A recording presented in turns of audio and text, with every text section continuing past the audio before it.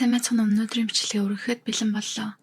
Олон хүний хувьд Америк нэгдсэн улсад цагаачлан очиж амжилттай ажиллаж өргөн мөнгөтэй болох нь насан туршийн мөрөөдөл байдаг. Ялангуяа Азийн болон Африкийн орнуудаас иргэсдийн хувьд бүрч тийм. 2017 онд Америк нэгдсэн улсад олон жил амьдарсан солонгос эмэгтэй Ван Хи гэх хүн хэдэн өдрийн турш гэнэт сургуу алга болжээ. Түүний хоёр охин нь хэдэн удаа залгасан ч холбоо барьж чадлагүй болсныхаа дараа цагдаад мэдэгдсэн байна. Хэд хоногийн дараа цагдаа нар Ван Хигийн цогцыг гэрээс нь хэдэн 10 км-ийн зайд орших нэгэн хавцлаас олсон байдаг. Цогцыг олмогц мөрдөгчд энэ хэргийн цаана ямар аимшигтай үнэн нөгдөж байсныг тун хурдан илрүүлж эхэлжээ. Энэ хэрэг дунд араар тавилт, цусан төрлийн садар сан мөн мөнгөний төлөөх аллах хүртэл байв. Тэгвэл жинхэнэ алуурчин нь хэн байсан бэ? Энэ нэрийг Калифорни мужийн Халлистер гэдэг жижиг хотод болсон. Уг хотын хүн ам 40 мянгаас зүүн тайван гэмт хэрэг бараг гардаггүй амьдрахад аюулгүй газар гэдгээрээ алдартай. Тэгээд л Ван Хи болон түүний гэр бүл энд суршин амьдарч байжээ. Ван Хи 1968 оны 9-р сард бүгд найрамдах Солонгос улсын Чондонд төрсөн. Тэрээр том болсон хойно эмнэлэг сувлагчаар ажиллаж байсан бөгөөд 1992 онд Санрим гэдэг эртээ танилцж хоёр биндэд татагдан 1994 он гэрэлсэн байна. Удалгүй тэд хоёр охинтой болж аз жаргалтай нэгэн гэр бүл болон амьдрал нь эхэлжээ. Солонгост амьдрал нь боломжийн байсан ч Ван Хи Америк нэгдсэн улсад амьдрахыг үргэлж мөрөөддөг байв. 1999 онд тэдний энэ мөрөөдөл биелэж гэр бүлээрээ Америкт цагаачлан нүүж иржээ. Америк нэгдсэн улсад ирсэн дараа тэд Халлистер хотод суурьсан байна. Энд ирээд Ван Хи ойролцох нэгэн ресторанд зөөгчөөр ажиллаж эхэлжээ. Тэрээр санаачлагтай сэргэлэн үргэлж инээмсэлж явдаг ухаалаг эмэгтэй байсан тул Америк амьдралдаа тун урдан тассан байна. Хамт ажилладаг хүмүүс болон үйлчлүүлэгчтэй ч дотн болж олон найз нөхдөд болжээ. Түүний хоёр охин ч Америкт амьдралдаа урдан тасаж англи нэр хүртэл авсан байдаг. Том охиныг нь Селена, бага охиных нь Кэтрин гэдэг. Ван Хиг эргэн тойрных нь хүмүүс ихэд хүндэлдэг, тусч, сайхан сэтгэлтэй эмэгтэй гэж ярьдаг байв. Хөршин нэг удаа тэр үнэхээр сайн аж, өдөр бүр сайн ажилдаг, зүгээр л огтдоо сайхан амьдрал өгөхийг хүсдэг байсан гэж ярьдаг. Ресторанд хэдэн жил ажилласныхаа дараа Ван Хи ажилласаа гарч өөрийн гэрсэн өөртөө өөрчлөх угаалгын газар нээжээ. Тэр угаалгын газар нь хүмүүст маш их таалагдаж амжилттай ажилладаг болсон.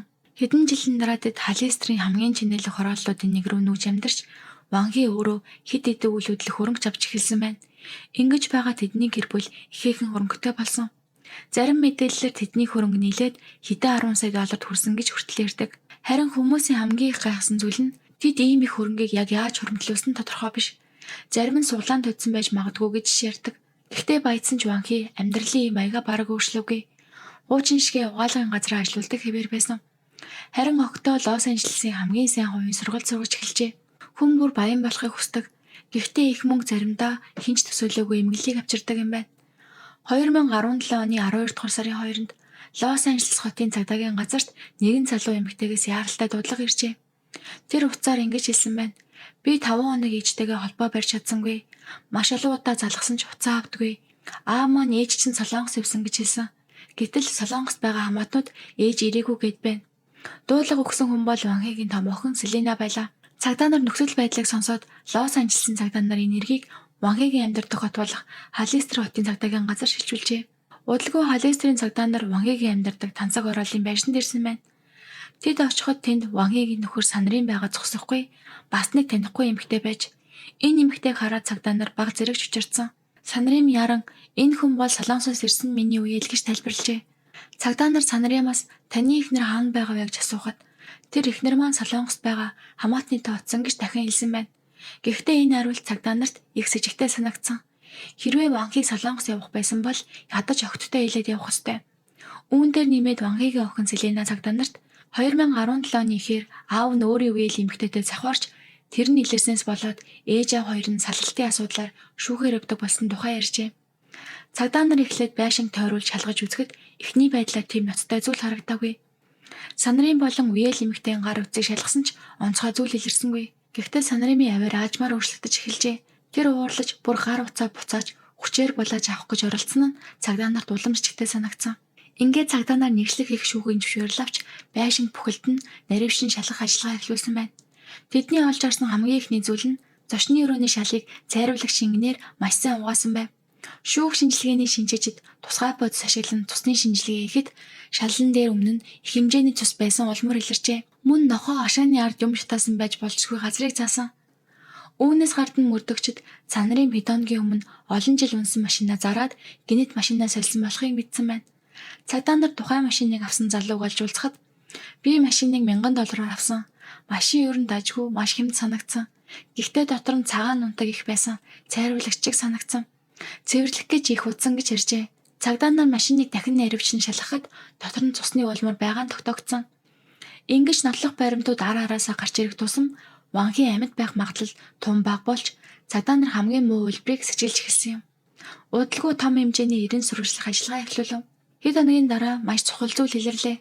2017 оны 12 дугаар сарын 6-нд шүүхийн нотын тусламжтайгаар цагдаа нар алслагдсан нэгэн хавцал орчинд үний цогцолжээ. Тухайн газар бол бараг хүн очтгүй зэлүүд нам гүм газар байсан. Хохирогч зөвхөн дотор хувцастайгаа нүрээрээ доошоо харан хөвтөж байсан бөгөөд зогцыг нэн даруй эмнэлгийн шүүх шинжилгээний газар түргэж задлан шинжилгээ хийсэн байна. Задлан шинжилгээний дүнгээр түүний өхлийн шалтгаан нь толгой хэсэгт мохоо эзүүлэр хүчтэй зогсон олон гэмтэл байжээ. Царай гавлын яс нь хэд хэдэн удаа хүчтэй зохигдсон улмартай мөн биеэр нь дүүрэн шарах сориу их байсан. Хин нэгэн санаатаагаар хэрцгийгээр хөнөөсөн тодорхой байсан. Удалгүй цагдаа нар санарын болон үеэл эмэгтэйг гол сэжигтнээр баривчилсан байна. Эмэгтэйгийн нэр нь Чуу Жонга 1970 онд төрсэн бөгөөд алга болохоос хэд хоногийн өмнө Солонгосоос Америкт ирсэн байлаа. Цагдаагийн хэлтэс санарын мэхэндээ маш хурдан эргээвлэв. Тэр ийхүү мэдүүлэг өгчээ. 2017 оны 11-р сарын 28-ны орой миний үеэл Солонгосоос ирсэн. Би түүнийг Сан Францискогийн нисэх буудлаас тосч аваад гэртээ хамт ирсэн. Эхнэр маань үеэл гинэт ирсэн их ууралсан.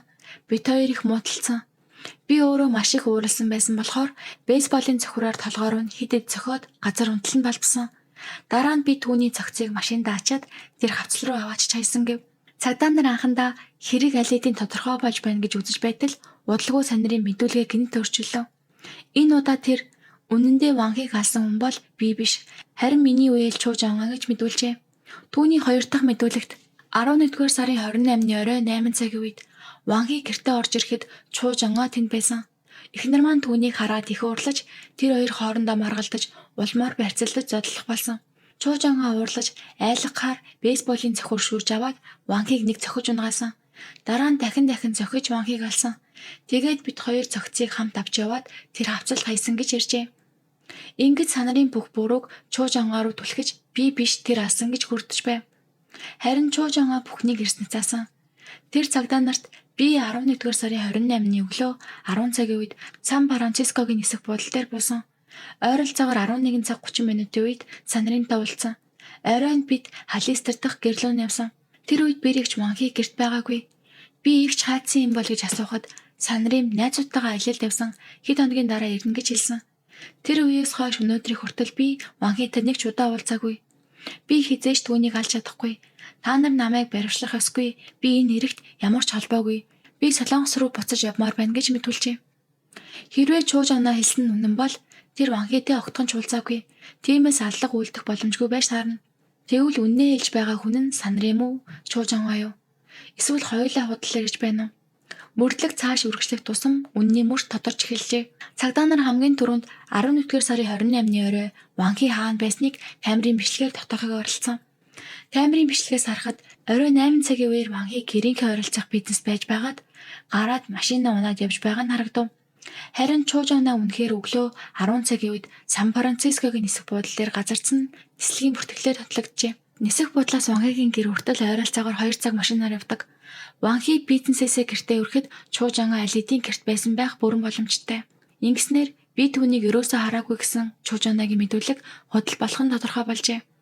Хоёр сэжигтэн хоёулаа мэдүүлэгтээ бейсболын цохиурын тухай ярьсан. Гэхдээ гэмт хэрэг гарснаас хойш цагдаа нар хичнээн яагаад бейсболын цохиурыг олж чадаагүй байлаа. Мөрдөгчд Чуу Жонга руу дахин дайрч шахалт үзүүлсэн байна. Бейсболын цохиур дээр таны ДНХ илэрсэн. Үүнийг яаж тайлбарлах вэ гэж асуухад Чуу Жонга сандарч хэсэг бодсны эцэст би ч өчний өрөөний таазанд аалзны шүүс байгааг харсан. Бейсболын цохиурыг авч аалзны шүүсийг цохиж цэвэрлсэн гэж хариулжээ. Энэ тайлбарыг сонсоод хэн ч итгээгүй.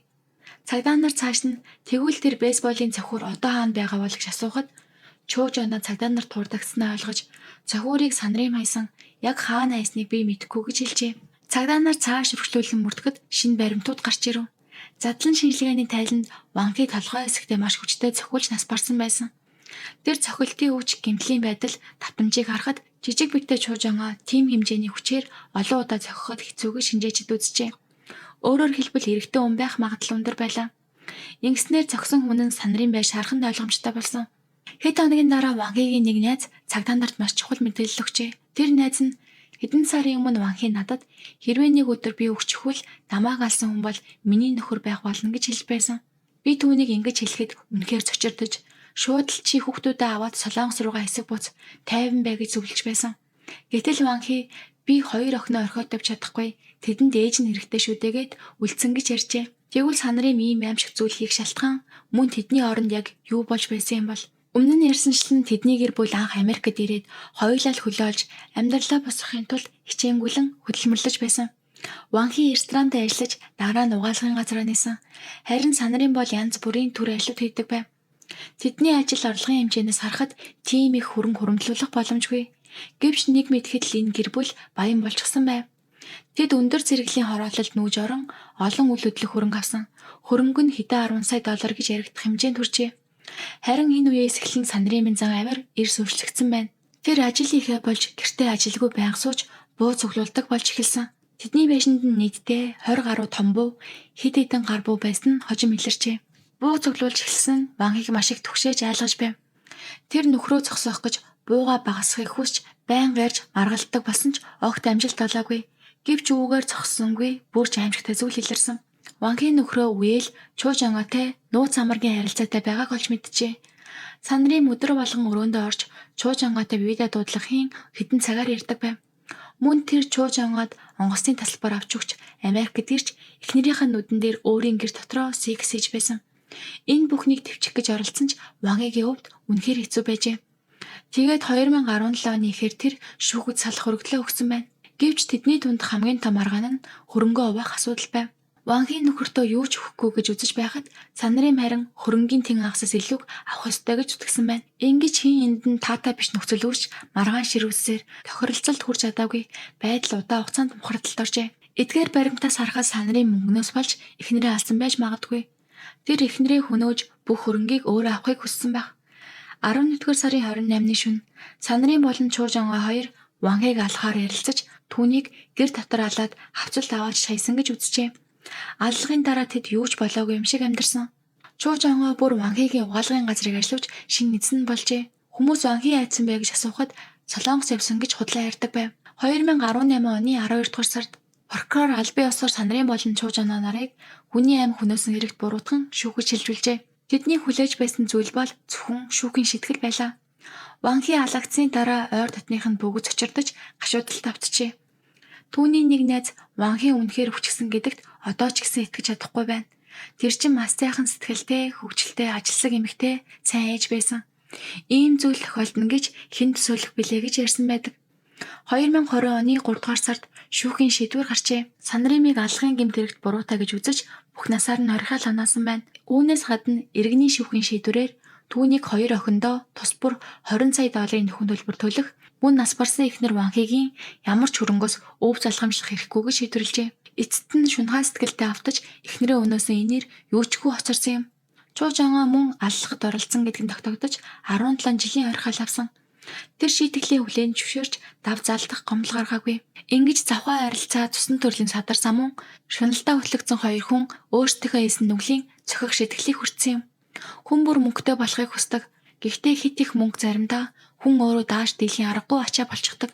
Санаримыг их мөнгөн түүнийг улам шуналтай болгоод эцэст нь алуушин болгосон. Ихэнх жирийн хүмүүсийн хувьд тайван үн шиг амьдрахад хүрэлцгүүц хэмжээний орлоготой байх л хангалттай аз жаргал юм шүү. За ингээд өнөөдрийн бичлэг маань энэ үрээ дуусаж байна. Та бүхэнд бичлэг маань таалагдсан бол лайк, сабаа заавал дараад өгөөрэй.